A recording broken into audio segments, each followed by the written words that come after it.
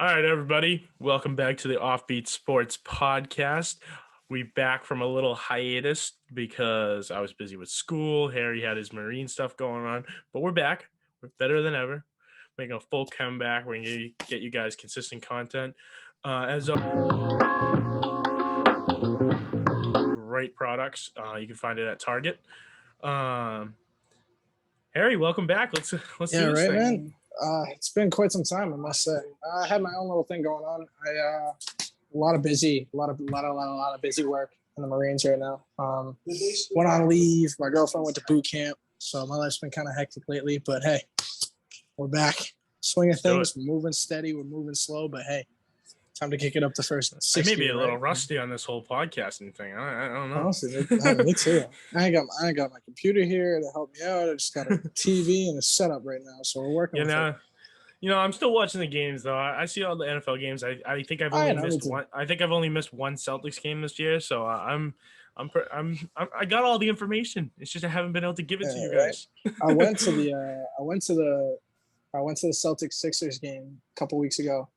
That was phenomenal. Last seconds, like huge game for the season. Joel looked terrible, but so did he got locked up by Big Al. Dude, Big Al had a game that night. Oh, it was great watching it. Anyways, swinging. All right. Let's talk. Let's just go right into Celtics talk. Right now they're sitting at like around 500. They haven't been able to get out of that mediocre level of play. I mean, you got to contribute it to a lot of different factors. One being injuries. You then had Brown out at least half of the games. You don't have consistent lineups. Like Richardson went out with COVID recently. Rob Will was out for a little while. Horford just missed a few games. Schroeder missed a few games. No, go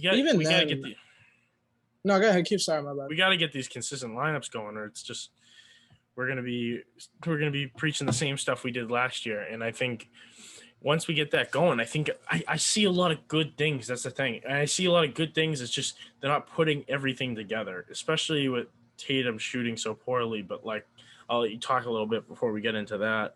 See, the main thing with me is like, I don't think we're like automatically set up for failure. You know what I mean? Like we're a good team. I want to say we're a good team. We're not a bad team by no standards whatsoever. We're a good team. We're, if anything, a decent team. But I think most of it is we're a very on night, off night team. Like we're either hitting our shots, we're either playing good defense, or we show up tired, lazy, and just have a bad game. I mean, lately it's been Tatum trying to play hero, as we've seen for the past 2 years. But he had such a bad shooting streak. This West Coast Conference, we went 1-3, but like he shot the ball really well, which was good to see. And I think Brown coming back will help, but I think their defensive identity needs to be more consistent because they had a stretch where their defense was really bad. Then they had a stretch where their defense was really, really good and best in the league, and now they're back to mediocre defense, and that's where teams are killing us, especially these teams with offensive killers. We got to be able to control them a little bit, and I think that's where our problem lies most. And before you say anything. I was a big fan of the Ime signing at the when we were looking for a coach. I was a huge fan of that. He's lost my vote of confidence at the moment. I hope he earns it back. But right now I don't see it, and I'm hoping he fixes it before he completely loses me. See, the thing with it for me is Ime, like, he hasn't disappointed me, but like, he's done basically exactly what I thought he would do.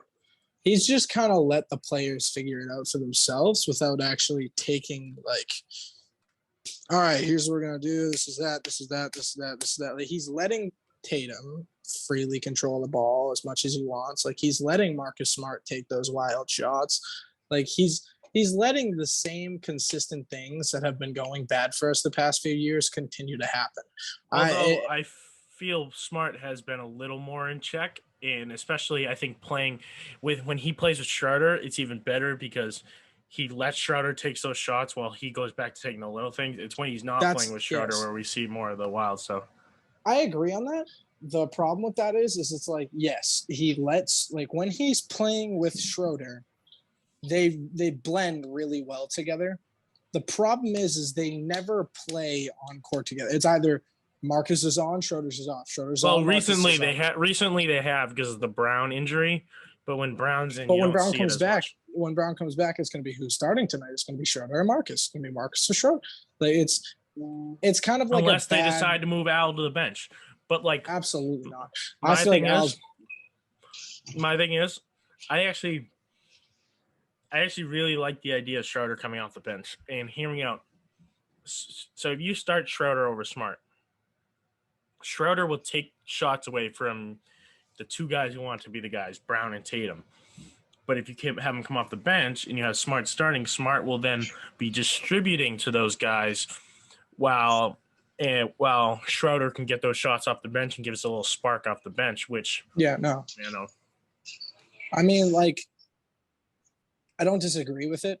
Honestly, if I'm being 100% honest, Schroeder's kind of disappointed me. I know he's done like what we want him to do, but like I want to see him be more of a guard and less of a shooting guard. You know what I mean?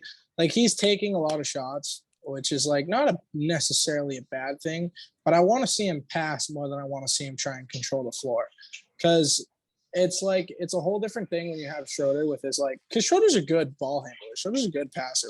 Schroeder can see the lane very easily and he can get the ball there. The problem is he's on a team now where it's like there's only two other guys, and he used to be on teams where it's either just him or a bunch of other guys.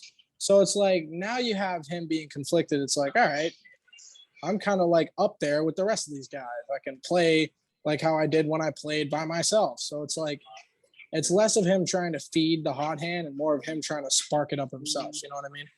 Mm-hmm. All right. Well, so my biggest takeaways with the Celtics problems right now, and then we'll move on, is just I think lineup consistency and defensive consistency, and I think the offense will come, especially when your defense is ramped up, and I think we've seen that in certain circumstances. I'm going to be really quick here. I think it's less of just like an offensive, defensive consistency. I think it's just an overall consistency of the flow of the game. Because like one day we'll play really good, the next day we'll play really bad. So it's like if we can figure out a steady middle and why things happen a certain way, why we do good, why we do bad, if we can figure out a good flow, then I think we'll do good. By no means do I think we're a chip contender right now, but I think we'll do all right. Yeah. Final statement. Sorry, I just did. But no, you're good. I think right now they are playing up to their competition with most of the good teams, because I see them competing with some of these good teams. Some of them they've gotten blown out, but the bad teams they're playing down to, and I think that's their problem. I think they need to just play their game, and just play at a high level all the time. All right. So next, I'm going to talk a little bit. Move over to the NFL side. Let's talk NFL playoffs. What do we think? So we just put out a post regarding the NFL playoffs and our predictions. But I mean, are the Patriots your lock for the AFC East? Do you think the Bills can catch up? No, the Patriots are your lock. Bills. I feel like the Bills have definitely a harder stretch than us, because one, they have to play us, then they have to play the Cardinals. Not going to look good overall for them. We have the Colts, which Jonathan Taylor's been an absolute madman. Carson Wentz is Carson Wentz, but the Colts haven't been playing bad, but I'm not worried about it. Like, our run defense has looked so much better than what we saw weeks 2 and 3. You know what I mean? Like when we were first having these talks about like the problems of the Patriots, why we did bad against the Saints, why we lost that game to the Bucs, like there's been these consistent talks. It's like, oh, the run defense isn't there, the run offense isn't there. You're not letting Mac throw deep. Like, we overcame all three of those things. Run defense is looking fantastic. The pass rush has just grown.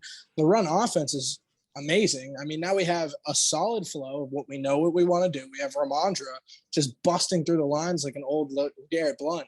And we have like Mac like just opening himself up there, which is why he's the number one contender for Rookie of the Year right now. Like, other than the Bills game. But hey, all right, hold on. I want to touch on that really fast. We'll go really quick. I've seen so many people so mad about the Bills game. Like, oh, throw the ball. Why didn't you throw the ball? Dude, you need to understand that the winds were blowing in left and right, not back and forth, left and right directions at 30 to 50 miles per hour the whole game. You want him to throw deep, hell, even throw mid? That running the ball. I would have liked to see a little of those dump downs, maybe some little dump offs, just to, like the running backs to mix it up a little bit. But I understand what they were doing. Like it was the most boring game of football you've ever watched, but it was smart. Like I can't disagree with how we won that game. Did I like watching it? Honestly, no. But I mean, we won. So, do you think the Patriots have a chance, or do you think the Patriots have a legitimate chance to take the 1 seed in the AFC? 1 seed, yes. I really do. I think they'll get beaten out by the Chiefs because the Chiefs are always like on the back end of things. You know what I mean? Like they're really hot right now. Yeah, they're normally like doing like really, really, really good. But I mean, this year we've seen them slow down. But sorry, I blacked out there for a second. My bad. Cool. Normally they're like doing really, really, really good, but they had their little slow streak. Like, understandable. They're insanely hot right now. There's nothing changing my mind about the fact that the Chiefs are just going to continue the streak for the rest of the season. So, I mean, all we have to do is lose one game. You know what I mean? Mm-hmm. All we have to do is lose one game, which I think it's possible. Like, we could lose to the Bills, but I don't think the Bills are going to overtake us. We could lose to the Colts. I don't think we're losing the last 2 games, but these next 2 games they're dangerous. I'm thinking we lose to the Colts. I think that's where our streak comes to the end, and then we come out really strong against Buffalo, because Buffalo hasn't seen anything from us. We didn't have to show anything against them. Mm-hmm. Mac Jones is going to have a lot of wiggle room because he didn't even get to throw the ball last time, so he's going to be able to throw all over the field against them. But just a big picture, it's still a little early, but who are your favorites to go to the Super Bowl / win it? Super Bowl / win it. All right. I'm gonna give my Super Bowl, then you give your Super Bowl, and I'm gonna say who I think is gonna win, then you can go. Like who you think your 2 teams are gonna win. So Super Bowl right now, I think the Bucs are coming back. I think the Bucs are gonna make it back to the Super Bowl, which is a likely scenario. And I really want to say the Patriots. But something's just like biting me right now. And it's like, I really think it's going to be a Super Bowl rematch. I really think it's going to be Chiefs versus Bucs again. And in that case scenario, I think sorry. Go ahead. You can say your 2. I almost just gave away my answer, but. All right. I'm agreeing you with the Bucs. I almost said the Chiefs. I think it's going to be a surprising team that slips in there. It's a team that's going to be getting hot towards the playoffs, and I think if they get in, I think they have a good chance to get there. Especially if they get the guys coming back. I'm going Titans. If they get their guys back, because Derrick Henry is a potential addition to their roster come playoff time. And I think they could get there. I'm not saying they are, but if Henry's not coming back, I don't know. I would have to go probably the Chiefs or the Pats. I don't see any of those other teams beating those 2 teams out. I don't see the talent on those rosters. Maybe the Ravens, but I don't even have the Ravens making the playoffs. I have them slipping out, but. And then I'm going Bucs winning it all. I don't see anyone stopping them. I was going to say the same thing. I was going to say if it does come down to a Super Bowl rematch, I just think the Bucs take it again. One team that like was kind of like making me want to be like, you know what? I think they honestly could do it. There's 2 teams that I think are really big sleepers for like a late like AFC championship run. That would be the Chargers and the Bengals. Whether or not they go to the bowl, I don't think so, but I honestly think that if either of them make it to the playoffs, then both of them could spark up like really large when it comes to playoff time. I say that now because we just made a post where it's like, okay, who do you think the top seeds in the AFC are? And I said the Ravens for the Browns, Bengals, Steelers, and Ravens division. I said the Ravens. The North. I knew it was the North.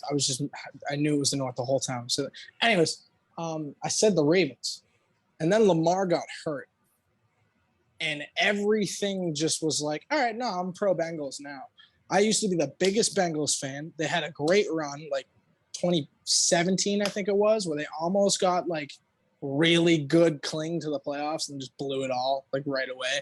But I honestly think this could be the year that the Bengals actually show up and do something big.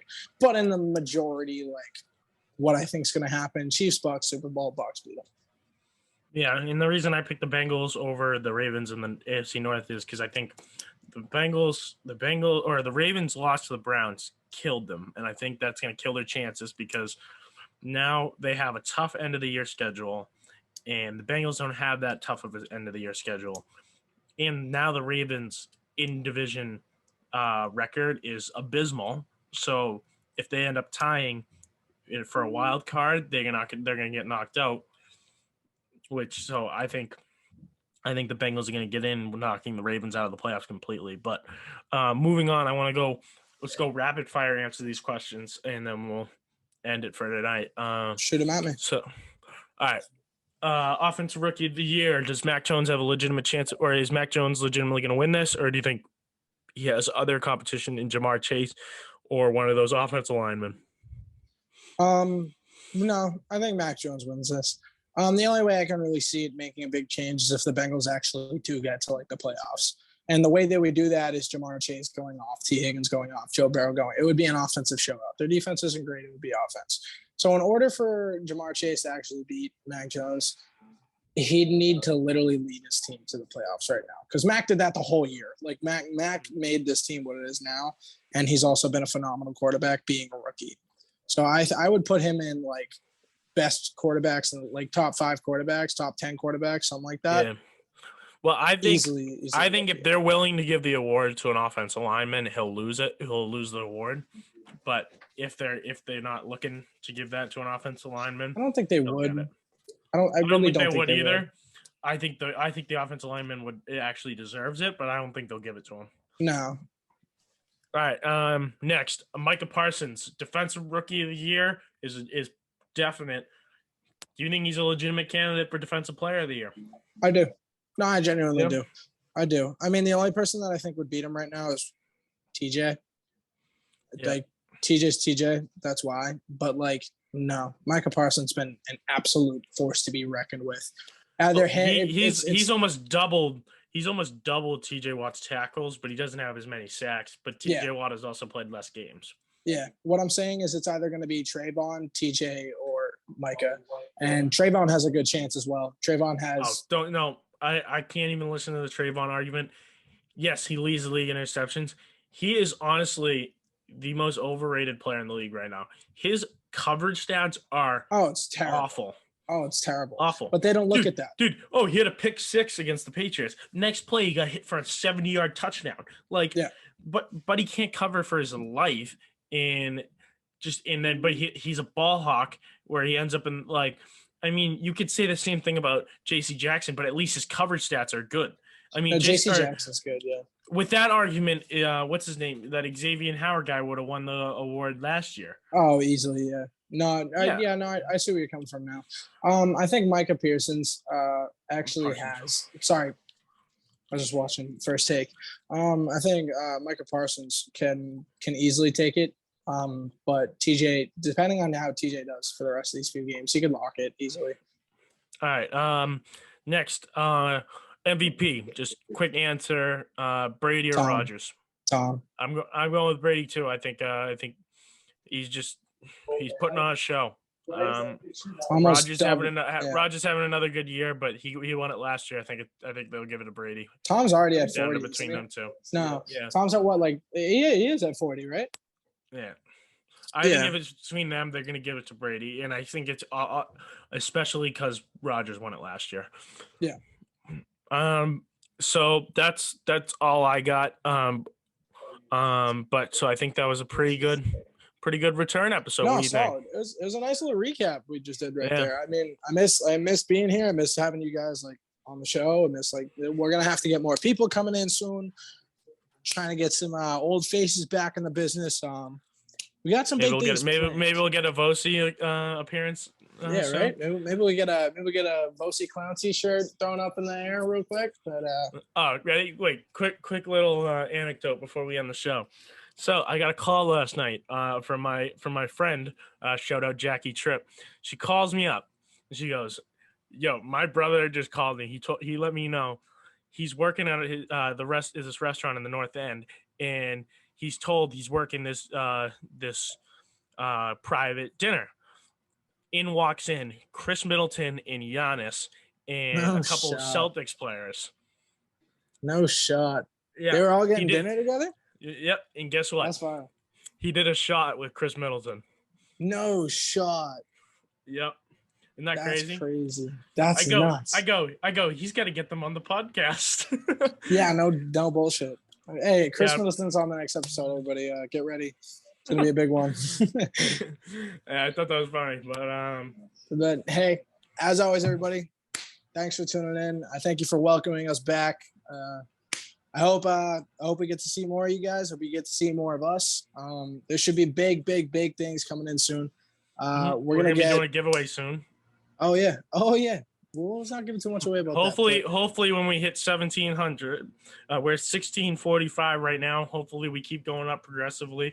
When we get to 1,700, how about we do a giveaway? How about that? I'm absolutely down with that. All right, so we're gonna do that. Thanks everyone for listening. As always, this episode is brought to you by Celsius. Make sure you check them out. We appreciate them. Harry's got his Pikachu. That's my guy. That's my dude. Yeah, but welcome back. Thank you everyone for continuing to support us. We're going to be bringing you the constant sport news. We're going to do some team ups with our friends over at the Celtics Talk Weekly. We're going to get some interviews going. Let's do it. By all means. All right, we'll see y'all soon. We'll see you next time. See ya.